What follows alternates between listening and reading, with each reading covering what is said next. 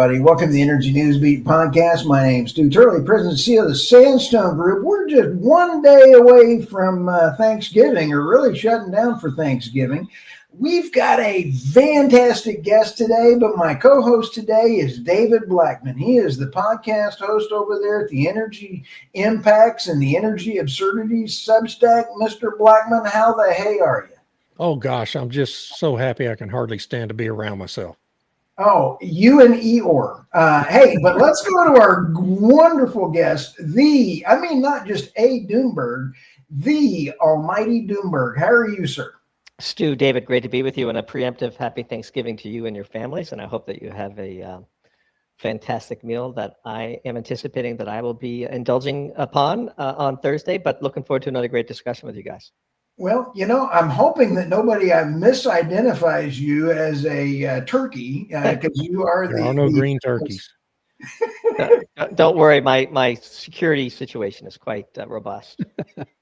All of our listeners, our great and wonderful listeners, know who you are, and we absolutely love that. But go to Doomberg.com and register and follow for fantastic articles.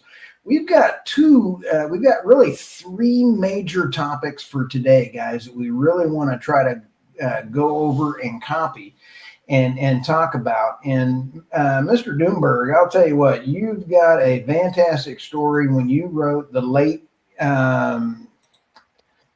Britain. Tell us what you were thinking about there. Yeah, this is timely because this story that we chronicled, I guess it was on the 12th of November, a couple of weeks ago, is coming to a head tomorrow, actually. We're recording this or live streaming this today on Tuesday. Rachel Reeves, who's sort of the finance minister of Britain, the chancellor, she's announcing her fall budget tomorrow. And that's actually a pretty decisive moment in British politics. And you may recall Liz Truss, former prime minister.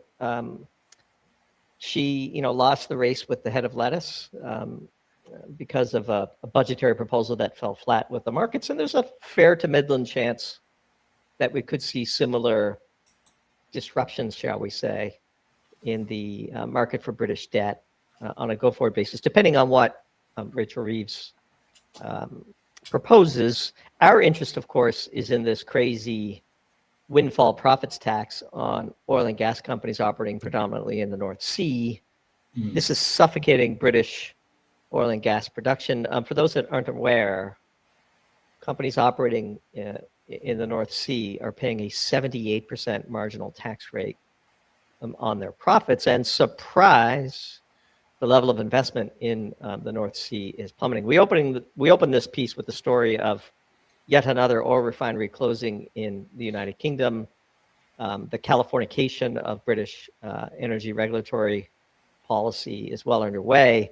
And one of the things that we pointed out is that when you have suffocating regulatory and tax regimes like this, the existing super majors tend to sell their strategic assets to, sure, let's just call them lower quality owners.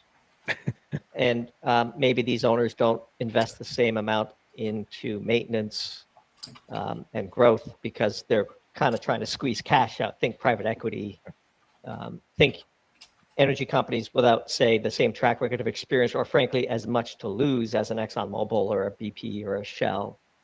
And Britain is going through that phase of its oil and gas journey right now.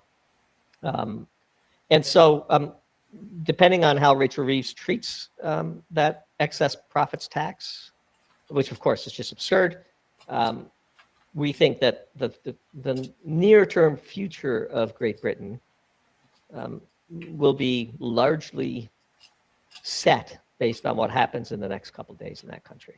And so we thought it was worth pointing out a couple of weeks in advance. We like to be ahead of the news, as you know. And so that was the main point of late Britain. Well, you were way ahead of the news on that one. That was, you published that 2 weeks ago. And since that, I've noticed that we've had a spate of stories, a lot of coverage about that pending budget since then. So you were at the tip of the spear on that for sure. The problem, of course, Britain has, and you talk about this in that piece, is that they're likely stuck with the Labour Party regardless. of what happens and the fallout to this budget until, what is it, August of 2029, I think? 2029 for sure. And I probably could take an opportunity to explain this because British politics is similar to other sort of parliamentary systems in the Commonwealth. Britain runs what's known as a first past the post primary electoral system, which is actually quite similar to how U.S. elects its Congress, both the House and the Senate, but except one important distinction is that in the U.S. there's really only two parties. And in countries like Canada or the United Kingdom, there tends to be multiple parties. And in a first, more than 2, 3, 4, 5 meaningful parties that get a share of the vote. In a first past the post electoral system, what you find is that you can win a seat with 30, 35, 40% of the vote, never have to actually achieve a majority. And what happened in the last election is that conservatives became unpopular. It wasn't really an alternative. And Labour, which is basically a uniparty to the conservatives, won a fairly substantial majority with only like 33, 34% of the vote. Right. And in that piece, we quoted, Marine Le Pen in France. Her party got 32% of the vote, and she only got the third most seats, and now she's under house arrest. And so it goes to show you a very thin string that held up the Labour Party in the first place. So the media always likes to talk about the Labour Party landslide. That's a landslide number of seats, not in number of votes. So they got a very small plurality of the vote. They got a huge supermajority, basically, of the number of seats. And because they're elected for 5-year terms, there's no motivation for the Labour Party at all to call an election because they would get wiped out today. In fact, if there was an election today, Nigel Farage, whatever you think of him, his party would probably win 75, 80% of the seats because those first past the post systems in, where you have 3 major parties, 4 major parties, they can really get distorted results. And in France, in particular, between the first and the second round of their last, elections for the Assemblée Nationale, Macron conspired with left-leaning parties to selectively pull candidates out to make sure that Le Pen's party got the least amount of seats possible. So even though she won the popular vote, she only got the 3rd highest number of seats. And as I mentioned, she's now under house arrest for having been convicted of a crime that apparently practically every European politician does. But in the modern age, every prosecution is selective prosecution. So you have this situation in Britain where a wildly unpopular prime minister, quantifiably the least popular prime minister in the history of the country, they're kind of stuck with him. And even if they manage to do an internal Labour Party coup, the person you're likely to get to fill his place, which is how we close the piece, is none other than anti-energy net zero zealot Ed Miliband. And the cure to what ails Great Britain, of course, smiling in their tuxes in Brazil while London burns. The cure to what ails Britain is a energy first, Chris Wright, Donald Trump type policy, right, where investment in oil and gas is encouraged, where British energy supply risk is minimized, and energy abundance leads to a resuscitation of Britain's once proud heavy industry, which is in a death spiral. And that's not even on anybody's radar right now.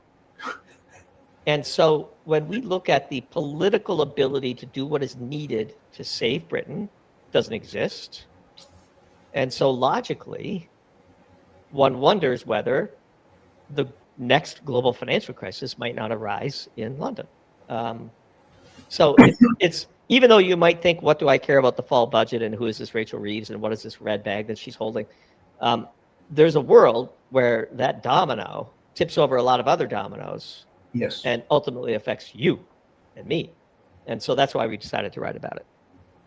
Well, you bring up a fantastic story because the Bank of London is its own, and you take a look at the City of London, it's its own area there. The Bank of London is its own independent of the country, and it is approaching bankruptcy. And they've been fighting for the war in Ukraine. And I think we're approaching the end of the war in Ukraine. There's rumblings that there may be making breakthroughs on that. Yeah, I'm a little skeptical of those headlines. I think you mean the Bank of England. I'm not Yes. sure that there's a Bank of London. Maybe there is. I don't know. I think that the only way the war in Ukraine ends is at the end of a barrel. We've studied this. We've seen this theater play out multiple times. Here's how it happens. Putin and Trump have a meeting. They agree broadly on terms. Trump's a pretty agreeable guy. Yeah. And he's also pretty malleable to whoever he's talking with. So Trump and Putin come to an agreement that is not necessarily acceptable to Russia, but Putin would say that we can work with this document. This is a foundation from which we can negotiate. Right. Then the Europeans and the Ukrainians are in a state of shock, panic, anger, uproar, and they get to Trump. And they pull him away from that agreement, which was already probably not acceptable to the Russians, but close enough to talk. And then they convince Trump that they should go in this other direction. And he agrees because he's very agreeable. And then the Russians were like, well, yeah, we're not going to do that. So we'll just see on the battlefield. And I think we're at that final stage of this current peace negotiation cycle right now. That's our view. We just put up, by the way, for our Doom Zoom Pro tier this morning, our November Doom Zoom called World War III, How We Got Here and Where We're Going. And we go into this in a fair bit of detail during that 50-minute long presentation for our premium subscribers. Yeah, I know the Russian foreign minister this morning, in fact, said that the agreement that Ukraine basically has agreed to now is unacceptable to Russia. And it's a non-starter. So I believe what he said was it is so different than what was agreed upon in Anchorage as to be a non-starter. Because to be fair to the Russians, Putin left Anchorage thinking he had cut a deal with Trump. Yes. If you listen to the Russians telling of it.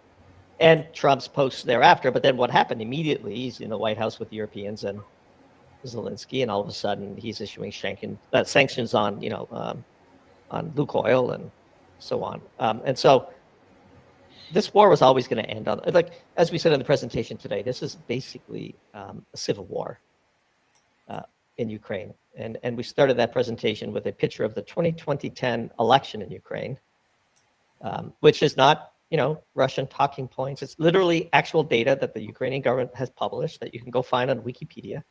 And if you just look at, there were two candidates in the race. One was pro-Russian, one was pro-Europe.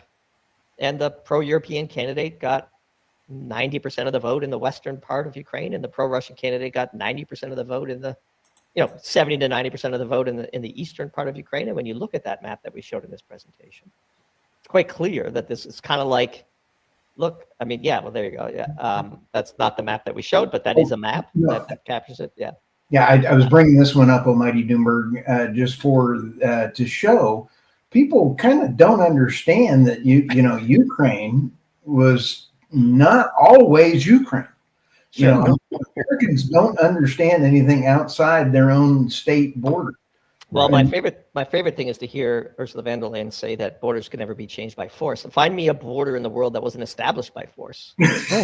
Europe is the primest example of that. Of course. I mean, please, let's go through the history of what the border of Germany was and how did those changes come. Anyway, don't want to get into these details. You're going to trigger a bunch of angry comments if we go too far down this rabbit hole. But we do that all the time. Yeah. But suffice to say, our view is that Trump is always quite optimistic about just how close peace is. And to give Trump credit, at least he's trying. Like, I give him full credit for that. But this is a civil war that will end in the same way that the U.S. Civil War did, through a military capitulation at some point. As in my opinion, I believe Zelensky was installed. I think he's going to have to be not there in order to end the war. And however that happens is going to be needs to be a election. So to be fair to Zelensky, he did win an election. He may have been installed as a candidate, but he is no longer the elected president of Ukraine, although he's the acting president because of martial law, which is something else we can get into. But he did win a Democratic race, and there's no credible evidence that race was manipulated with. And he actually, ironically, ran on a campaign to make peace with Russia. which I think is why he won enough votes in the pro-Russian part of Ukraine, because he was viewed as a candidate who would implement the Minsk agreements, for example. Now, what he's done since is a whole different matter. But I do agree with the second half of your assessment, which is there can be no negotiated peace with him there. That's, and whether you think that's a good thing or a bad thing it's not really relevant. It's just, this is why whenever I see this hype cycle around peace agreements, I kind of roll my eyes because, by the way, overnight, Russia launched one of its biggest drone and missile strikes against Ukraine, and Ukraine launched a pretty sizable drone and missile strike against Russia. There's nothing about these two parties and the way in which they're behaving on the battlefield that indicates they're near peace.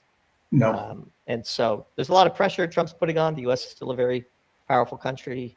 But look, Trump could end the war tomorrow if he stopped providing intelligence to the Ukrainians. The war would end very quickly, but then Trump would be blamed for it. Sure. So the first 4 years of what happened would be, condemned to the, to the memory hole of history, and the entire subsequent loss that Ukraine would undoubtedly suffer in the absence of U.S. military support and intelligence support would be blamed solely on Trump, which one wonders might be perhaps what's really going on here with the neocon wing in Washington and the European leaders. Because it's very clear, having studied the war on a daily basis for more than 2 years, with the various mapping projects, Ukrainian mapping projects, Russian mapping projects that claim to be more neutral.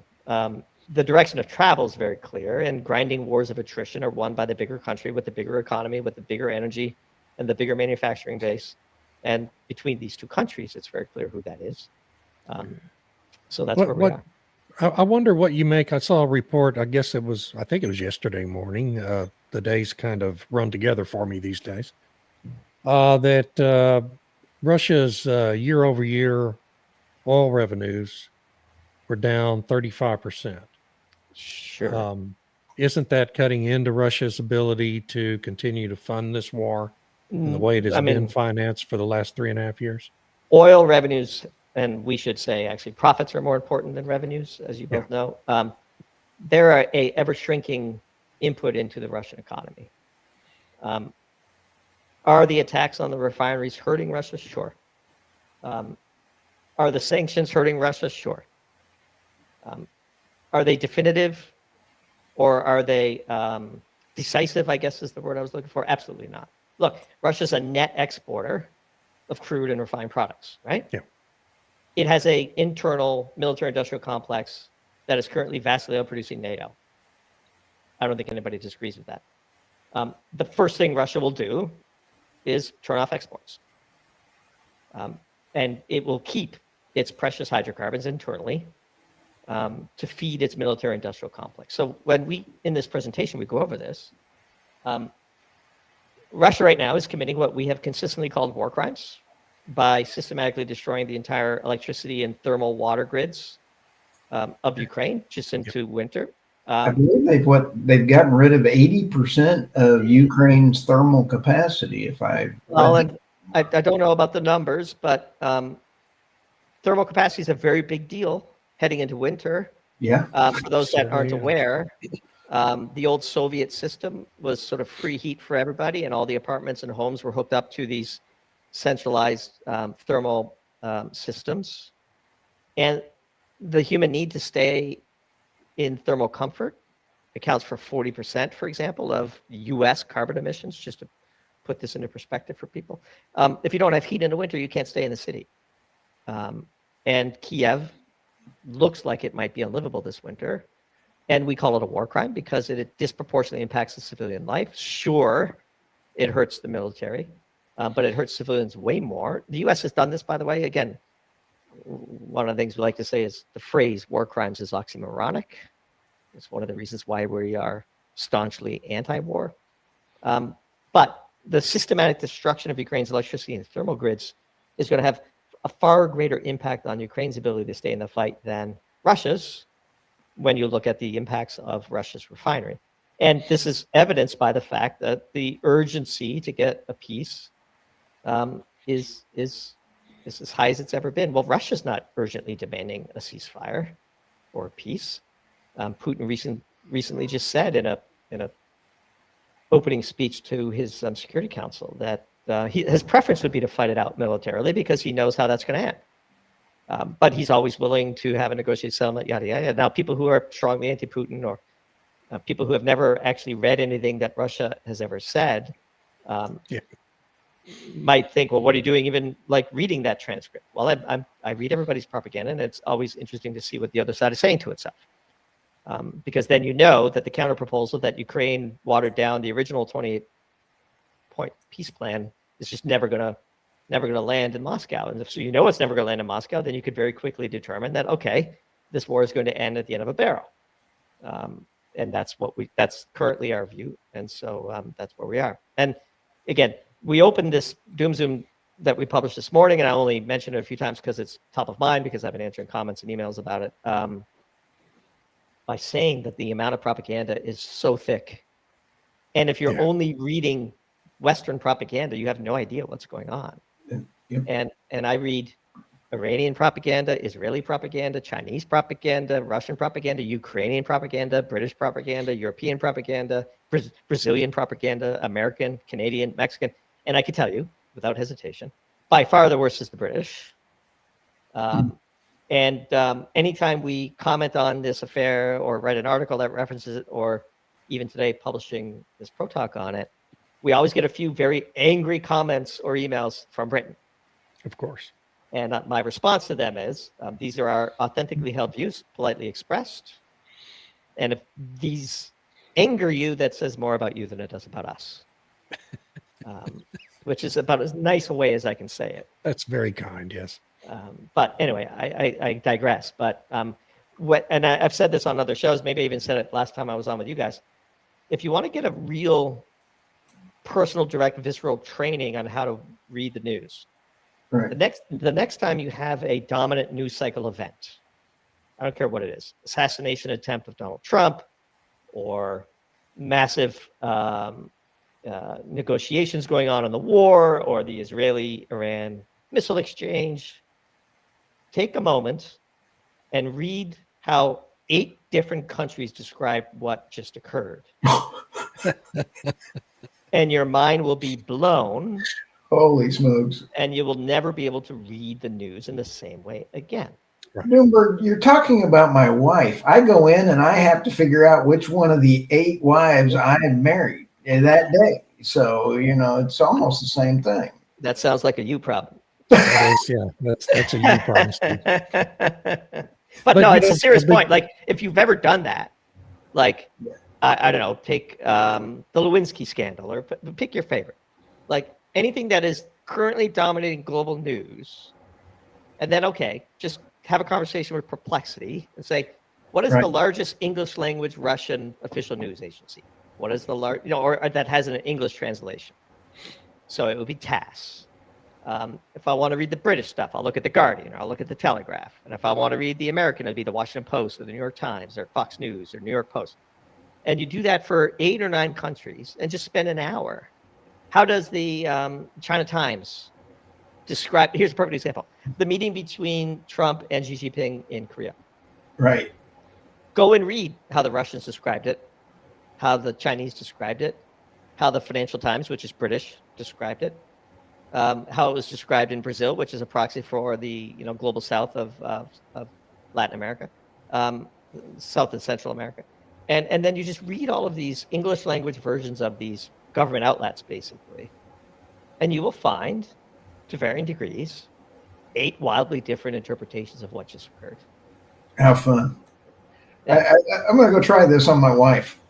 But hey, let's try this next thing here. Speaking of horrible wives, Gavin Newsom. This ties to Gavin Newsom with your other article.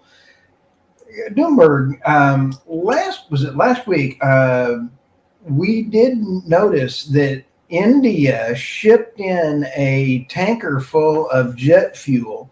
I tracked it down, and that refinery had just bought a bunch of Russian oil. Yeah.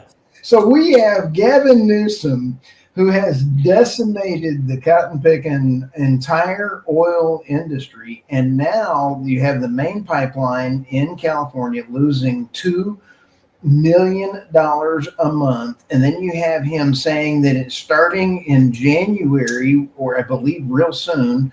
Oh, we've got 2,000 woohoo permits for Kern County. That's not enough oil to even keep that pipeline going. But I digress. Let's go over to your article on the Shasta, what you had here. Yeah, Shasta La Vista, one of my favorite titles. I'll be back. Yeah, Shasta La Vista, and Gavin Newsom is a perennial, mild punching bag in our newsletter for a variety of reasons. But he is. Look, for all of whatever you might think of Gavin Newsom, I should lead this by saying that he is an incredibly talented politician, and he is a formidable retail politician. And because he is politician first, he doesn't have any really core principles, and he will shapeshift to wherever he needs to be to first secure the Democratic Party nomination and then win the general election. And I caution my more conservative-leaning friends that Donald Trump won the general election by, I think, 1.25 points, point and a third. And Gavin Newsom is way better than 1.5 points better than Kamala Harris. And so I think it would be wise for people to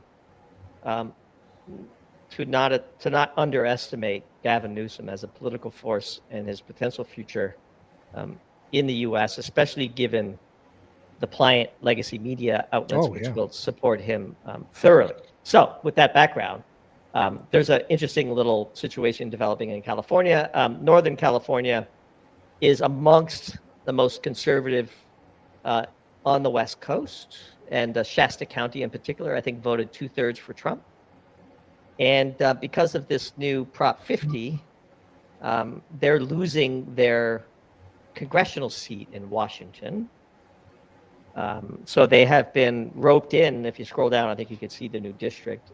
Yeah, there it is. So Shasta County's in pink, and you can see that this new district has been ropes in enough people from San Francisco, which couldn't be more different than Shasta County, so as to nullify their representation in the federal government.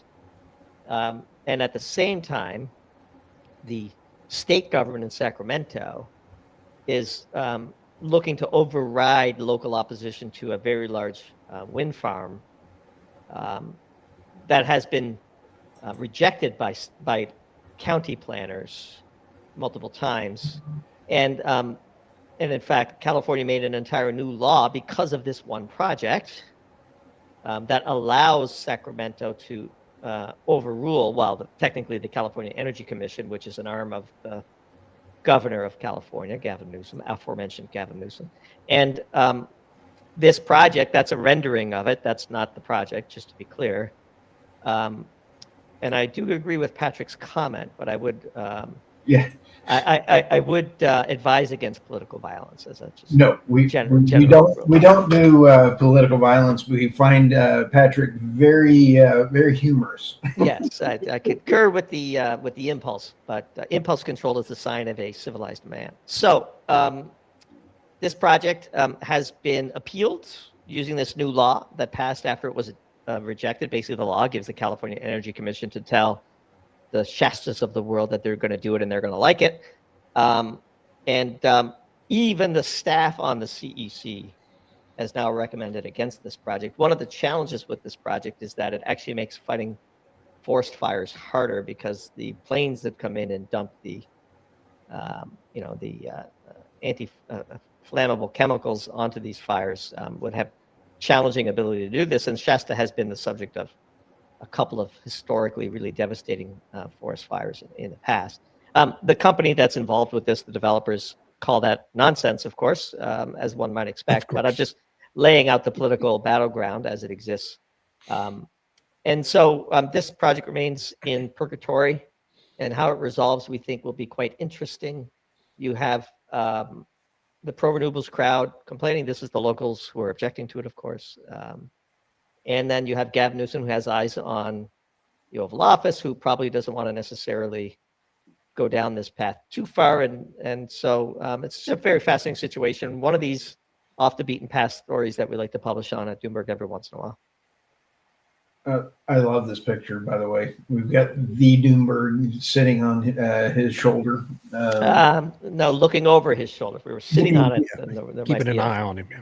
there might be a biological accident that would happen. Yeah, thank you. I would hope you would leave your mark on his suit.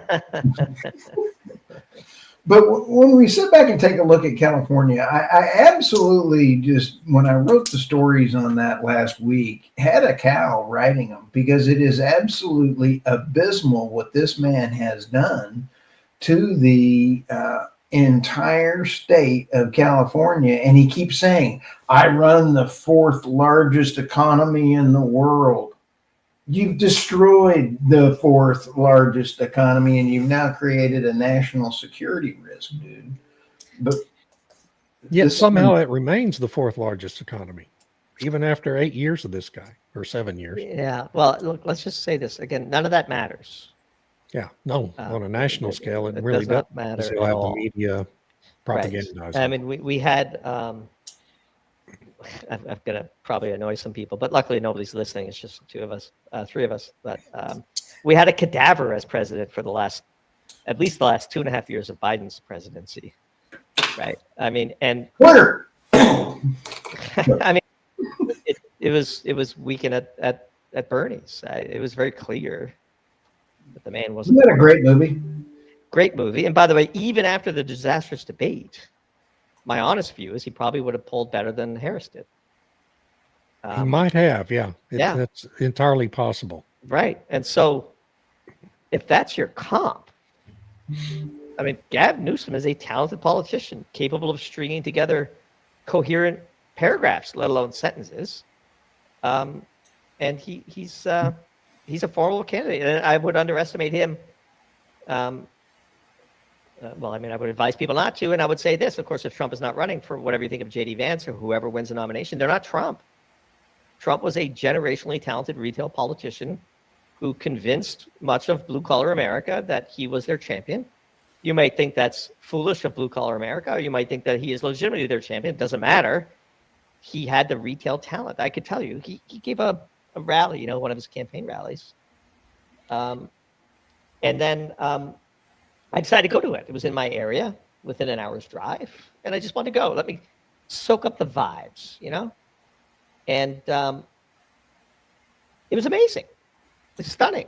Like the number of guys who had decorated their pickup trucks in mega gear and driving around town with their mega flags, and everybody on the sidewalk in their mega. And it was like, wow. And I know this community. I've lived in and around it for a long time. And I was like, wow, okay. And whatever I think of Trump, my view on Trump is that he is everything all of his critics and supporters say he is. He's all of those things. He is the guy who did Trump University, and he's the guy who sealed the borders, and he's the guy who's pro-energy, and he's the guy who tweets things that make me cringe, and he's all of those things, right? But that means you can't deny the fact that he's an incredibly talented retail politician. Sure. And that his successor is unlikely to be as talented in that regard. And that whoever runs next time is going to be better than what ran the last 2 on the Democratic side, very likely.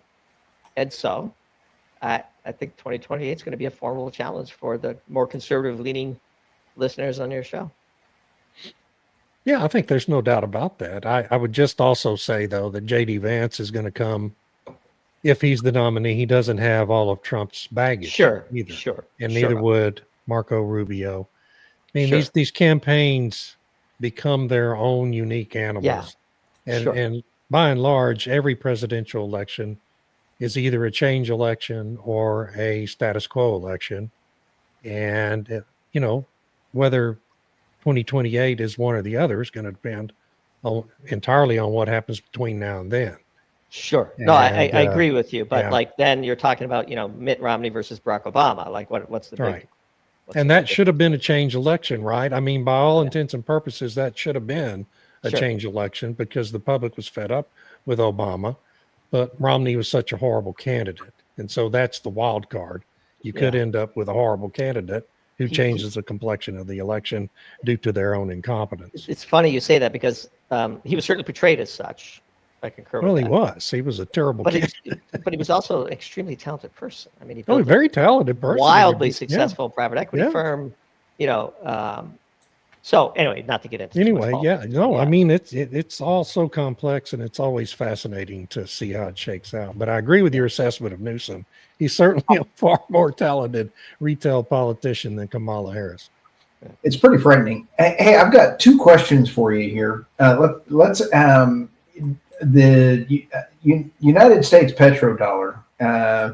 Want to get your opinion on this. Is the petrodollar dead or just wounded? And the petrodollar is tied to the U.S. dollar, and the amount of weaponization that has happened over the last several years has been absolutely crazy. And in this graph that I found is, you sit back and take a look at the amount of gold that's been buying around the world in the different currencies. Japan's currency is at 230% of their GDP. That's a heck of a GDP to debt ratio. And when you take a look at gold versus the U.S. standard, what are your thoughts on the U.S. petrodollar? As there's a lot of countries not trading in petrodollar. And when I saw that the Saudi Arabia agreed with Pakistan for a nuclear security treaty, I went, things are changing around the world. So a lot to unpack there. Sorry. So first of all, I would say that actually Trump, I don't think, is fully aware of the successful execution of his Make America Great Again, America First policy is the end of the petrodollar, because you can't do it under a petrodollar state. Right. The reason U.S. manufacturing and its military-industrial complex were hollowed out is because post-Nixon removing the dollar from the gold standard, U.S. Treasuries then became the neutral reserve asset for the settlement of imbalances in international trade, and therefore the U.S. had to run a deficit because there was a demand for those treasuries. But the real challenge with the war in Ukraine, to circle back to how we started, is nobody can now credibly argue that U.S. Treasuries or European debt are neutral anymore, because we've just proven that when push comes to shove, they can be frozen and potentially seized. Yep. And gold is nobody's credit. And if you are in physical possession of your gold in Moscow, that's where maybe you now going forward want to put your excess reserves that have been accrued because you're a net exporting country. And we believe World War III kicked off, which we talk about in this presentation this morning, in 2018, I believe it was, when Russia dumped its treasuries and started buying gold. Yep. It was a very dangerous precedent for the US dollar, Western-backed financial system. And that came shortly after China opened up the gold window to international involvement. So Russia could, exchange its excess currencies that it got from selling oil to China in exchange for gold, and so on. And the Saudis have an awful lot of gold as well. And so what we're seeing in that chart, when you see the gold as a percent of global reserves growing, that's a combination of central bank buying, but also the appreciation of gold, because in order for gold to effectively play the role of neutral reserve asset for the settlement of imbalances in international trade, the total market cap of gold needs to be higher. And we believe that if you look at the price of gold from where Russia started dumping its treasuries, you see it begins to ramp. And then in December 2023, when we believe it became clear that Ukraine would lose the war against Russia, said more precisely that the world would perceive that NATO had lost the war against Russia, you begin to see the next wave up in the price of gold, because it is very clear that we're heading into a bifurcated system where the allies, some would say vassals of the US, of course, still have US treasuries as a key part of their reserve. But countries like Brazil and India and China and Russia have a whole different payment rail system they're setting up, whole different settlement system they're setting up. And as we said again in this presentation, all shortages create gluts. sanctions and tariffs and seizing of the Russian assets, freezing of the Russian assets, create an artificial shortage in payment rails and neutral reserve assets. And Talib's law, as we wrote in a piece, several weeks ago, all shortages lead to gluts. There will be a glut of payment rails. Alipay, WeChat Pay, the Brazilians have an option. All of these things are outside the eye of Torin, as Ben Hunt would describe the U.S. Department of the Treasury's desire to see every transaction, and are immune to sanctions. And so we're going to see the great bifurcation. Last thing I would say is one of the things that we find interesting to note, let's just look at the trade war. With a few exceptions that we could talk about, by and large, Trump's strategy has worked well with countries that currently host a U.S. military base. Korea, Japan, Europe. And it hasn't worked well where the U.S. does not have a very large military presence, India, China, etc., because the U.S. has escalation dominance in a tariff negotiation with countries where there's a giant U.S. military base within their borders. The two exceptions, well, the one exception is Canada, which is very interesting. And then, of course, Mexico being on the U.S. border has not yet signed a tariff agreement with the U.S. as well. And we find it very interesting that we have a classic color revolution style protest movement beginning to grow in Mexico, which we don't think is a coincidence. So anyway, that's the sort of the conspiratorial tin hat view of the world. By the way, the phrase conspiracy theorist is slowly undergoing a semantic shift from nut job to accurate predictor, as all these things that we were told were conspiracies turn out to be true. But I digress. Hey, which intelligence agency in the world is most famous for fomenting color revolutions? That would be the U.S. Yeah, that would be the U.S. Of course, through its proxies. As we say in this presentation, Mike Pence on Twitter. Don't know him. Very interesting guy. He's got 1 million followers, and he chronicles a lot of very interesting things about the activities of U.S.-funded non-government organizations, which is kind of an oxymoron again, because if all of your funding comes from the government, are you really a non-government organization? And Pence's theory is that the U.S. AID and other related NGOs did the dirty work that the State Department or the CIA didn't want to do. And honestly, it's hard to argue with him when you watch his 3-hour-long, webcasts.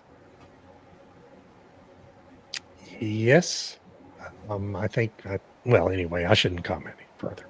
Probably get us kicked off of YouTube. Yes. This is from Rodney. We love Rodney. Does Doomberg have any worries regarding the Bank of International Settlements? Is this something like Harry Potter? I saw a person named Catherine Fitz explaining to Tucker Carlson some of her concerns. Yeah, I watched that interview as well. So it's a great question, Rodney. Can't say that I fully understand the inner workings of the central bank of the central bankers. I do know that thermodynamics is a good guide, and the U.S. is coming up on $39 trillion in debt, and Britain and France are on the cusp of financial crises, and Germany is going on a debt-driven spending binge as well, and that which can't go on forever usually doesn't. And so I do feel like we're on the cusp of a sort of a reset. I know that's become a bit corny, but the particulars, that's like asking me about whether, complex mortgage derivatives at a Midwestern bank in the U.S. should give me concern. Those are the specifics of how the crisis unfolded, but it always had to be, for example, that the U.S. housing system, which was debt-driven and speculative and all that stuff, would reach its Minsky moment and collapse. And one wonders whether the entire Western financial system has reached its Minsky moment, is on the verge of a necessary reset. And so when that was my takeaway from watching that interview a couple of months ago, was that yes, there's some mechanical things and some, who knew that this entity had that much power and so on and so on. There's no amount of power that the BIS could have over the Western economies that are going to save it from the current spiral that we're on in our view. And so it kind of struck us as like similar to trying to do a detective work about how the global financial crisis happened in 07 and 08. Got a question for you here on the next segment with Secretary Chris Wright. I'm filling out the form to get the interview with Secretary Chris Wright, David Blackmon, myself, and Jay Yu, the founder of Nano Nuclear. Jay has said he's going to be rolling in on that one. But let's take a look here at this Brett Bear from Fox interview. He has a question from somebody else. I don't know who this person is. Algorithms in the world in the not too distant future is in the range of 1 gigawatt to 5 gigawatts. 1 gigawatt is about one Hoover dam worth of electricity. So imagine 5 Hoover dams being used to just power one data center full of one company's AI. That's a future that we're headed towards quite quickly. So how do we get that and still prevent people's electricity costs and energy costs from going up? No, great question, Brett. So that is going to take a lot of changes. We've seen surging American oil production, surging American natural gas production over the last 10 years, but not electricity production. Just a different regulatory bureaucracy that has smothered growth in electricity. And of course, Biden-era policies that wanted to subtract. They wanted to close power plants much more than they wanted to build power plants. Of course, we've reversed that. We've stopped closing coal power plants. We've made it easy and quick to power new power plants. We're going to enable existing power plants to up their output. We're going to take backup generators that are already at data centers or behind the back of a Walmart and bring those on when we need extra electricity production. We're going to do a lot of creative things with transmission lines. So we will find tens of gigawatts of new transmission capacity on our existing grid. And to your point about costs, if you look carefully at the data over the last 5 years, the states that have had the fastest growth in electricity demand, like North Dakota leads the list at over 30% growth in electricity demand, their rates have gone down. Texas and Nebraska, rapid growth in electricity demand, very modest price increases. On the other hand, California, New York, Massachusetts, Connecticut, they've seen declines in their demand for electricity over the last 5 years and huge price increases.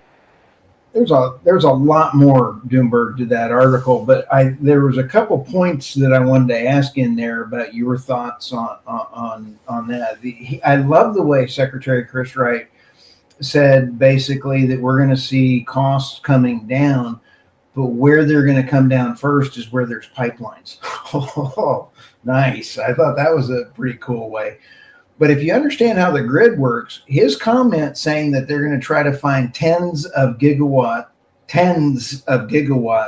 behind a Walmart generator and bring it onto the grid, that's a heck of a technology, powering up a standalone backup generator behind a data center or a Walmart. That's a whole new technology and distributed management for your grid. Yeah, I kind of heard it. First, I've heard it, so I'm just giving you my raw impressions. Sure. I took those two statements, the Walmart generator and the tens of gigawatts of transmission, to be separate. Yeah, me too. And I think that what he meant when he was talking about the Walmart generators is that they might be harnessed to serve backup power beyond just the Walmart in exchange for. Exactly. But the tens of gigawatts of new transmission, I don't know where those are coming from.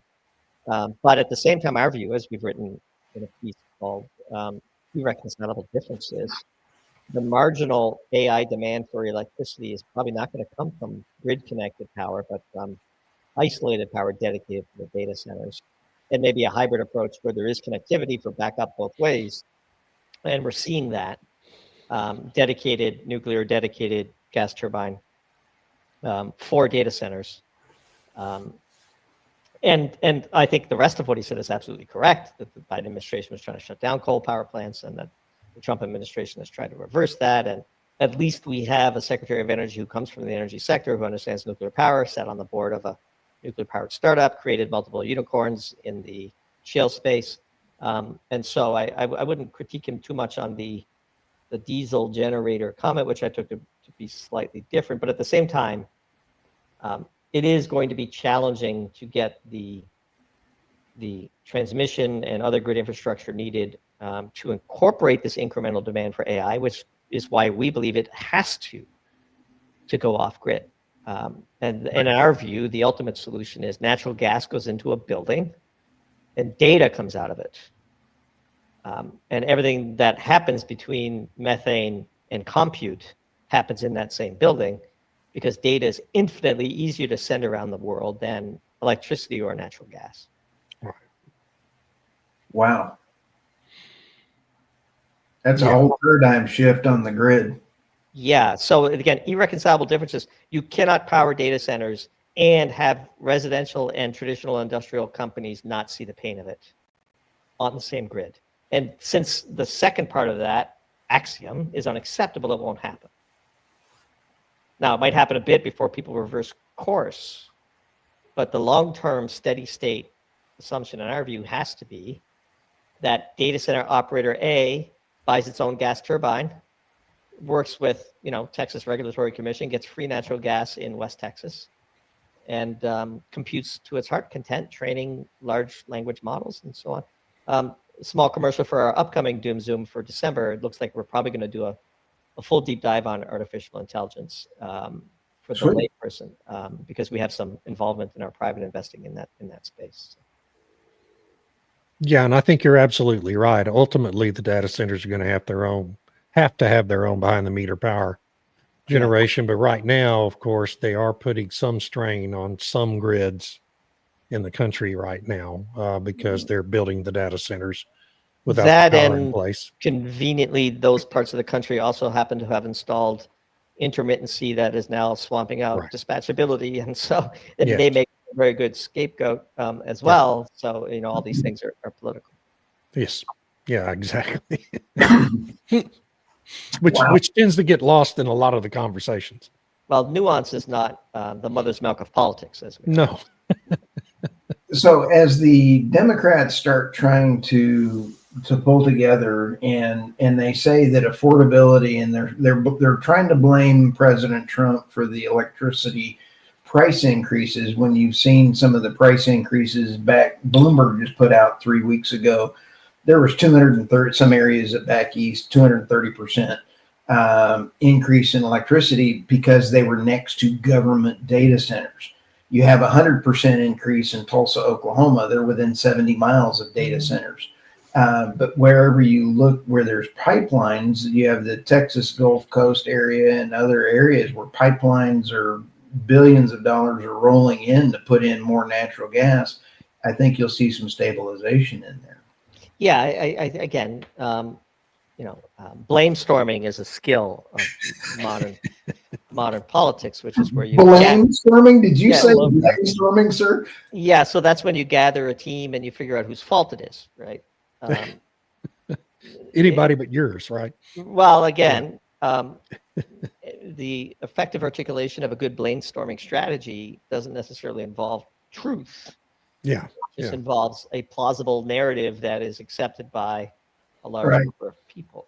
And by the way, to Rodney's point, we've written a few articles in this regard.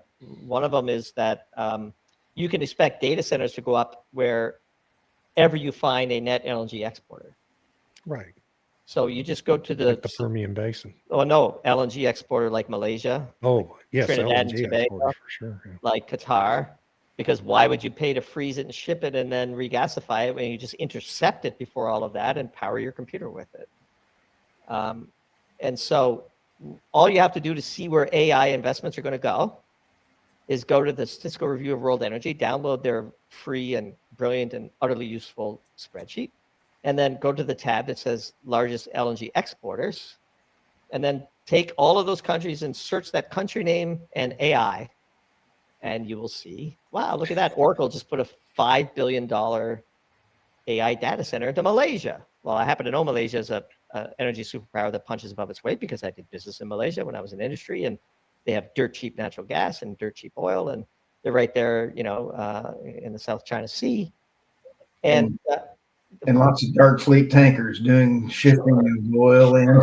Sure. Again, the world of energy is going to persist beyond any sanctions that Callis or Ursula von der Leyen cocks up 19th sanctions package. I'm sure the people in Kuala Lumpur are just shaking in their boots over the 20th sanctions package. But I digress. And so you can see that natural gas is the bridging fuel of the future. Wrote a piece called Bridge Burning that made this argument. And if you're an LNG exporter, you're paying, soup to nuts, $6-7 a million BTU to go from your pipeline to the power station of your customer. Freeze it, ship it, regasify it, midstreams on both sides. Everybody cuts their vig. Well, why wouldn't you just build your data center right at Qatar, which gets natural gas for free? Wow. And so that's what we're seeing. It's quite predictable. By the way, our latest missive making fun of the whole concept of cheap oil. We talked about how there's still 4 million barrels a day of oil being burned to produce electricity. Half of it's in the Middle East that is gas rich and has always viewed gas as a nuisance. All they have to do in Saudi Arabia is build some gas power plants, and they'll have an extra 1 million barrels a day of oil to export. We're about running out of time here, Almighty Doomberg, but got a question for you. With the death of the petrodollar that we covered on today's topic, do you think the world is shifting because the countersink to that is the $1 trillion investment that Saudi Arabia is making back into the United States and reshoring it? So that is how we are going to get away and back into that, if that makes sense? Sure. Once we get past the friction of the transition of the reset, wildly bullish U.S. But to get there, you need a weaker dollar, you need higher gold. There is a tsunami of cash coming into the country, guys. And people who don't like Trump always underestimate everything he does. We are seeing it in the private markets. Like, there is a huge amount of cash. Japan, South Korea, Qatar, UAE, Saudi Arabia, you name it. There's money looking for deals. And that is not a donation. They're investing capital, equity, debt into large-scale projects to remediate current U.S. industrial risk to China, which is massive. And I can tell you that the current administration is taking a whole of government, utterly sincere approach to this problem. We had an industrial contact who had a meeting with DARPA. DARPA is, for those that don't know, the Department of Defense's most advanced research skunkworks project. A lot of secret, a lot of black box projects. Some would argue that all of the major tech companies we now know and think are really valuable $1 trillion companies came out of DARPA. And they just, put some marketing on top of it. The origin story, out of my garage, yada, yada, yada. And we note with interest the most recent Genesis project. I'm not sure if you guys have seen that. Oh, yes. But the moonshot attempt to get, sort of true intelligent, artificial intelligence. That sounds like a smokescreen to roll out some technologies that have already been developed within DARPA, if we're being honest. And so I wouldn't underestimate the U.S.'s ability on that front. But as we've said, a couple of pieces we wrote about how Japan was, going to help rebuild the U.S. nuclear industry, and then we wrote a piece about how Korea was going to help rebuild the U.S. shipbuilding industry. Trump's going to build a Navy, and Korea's going to pay for it, right? And so this is reminiscent of when Trump first came down, the escalator and said, I'm going to build a wall, and Mexico's going to pay for it. And this was like so absurd to people that they couldn't believe it. But Trump has a way of saying things that are utterly absurd that then eventually have the sort of ring of truth to them.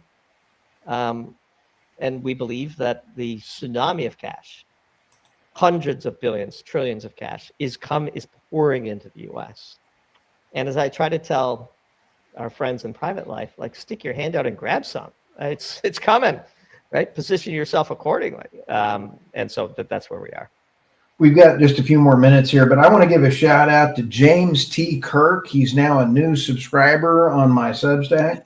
Oh, I got tickled at that. James Tiberius Kirk is now a new subscriber on my Substack. Right. I got a Ron Burgundy the other day. Did you really? How cool is that? Well, Almighty Doomberg, we've had your Doomberg.com on the scrolling by there, and you always, when we get this published out, you're on our top podcast listens. and you get thousands and thousands of listens on our podcast. And it's just, we so appreciate your energy, leadership. What are your last thoughts as we roll out of here? Sure. Small pitch for our second project that we just launched in September called Classics Read Aloud. It's wildly different from Doomberg, as the name would imply. It's about resuscitating, curating, finding these brilliant pieces of literature from the past, the way people used to write and read. And it's done very well. It's one of the co-founders of Doomberg and its editor-in-chief Nice. has launched it as her passion project. It's done really well. So if you're interested in that, and we like to say the overlap in the Venn diagram of people that like Doomberg and like Classics Read Aloud is probably a very valuable list.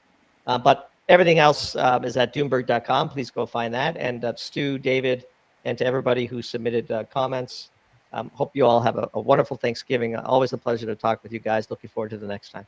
Hey, we look forward to it. And David, any last thoughts? Happy Thanksgiving, everybody. And to you, Doomberg, thanks for being here. Always appreciated. It's always brilliant, and really, really enjoy these talks.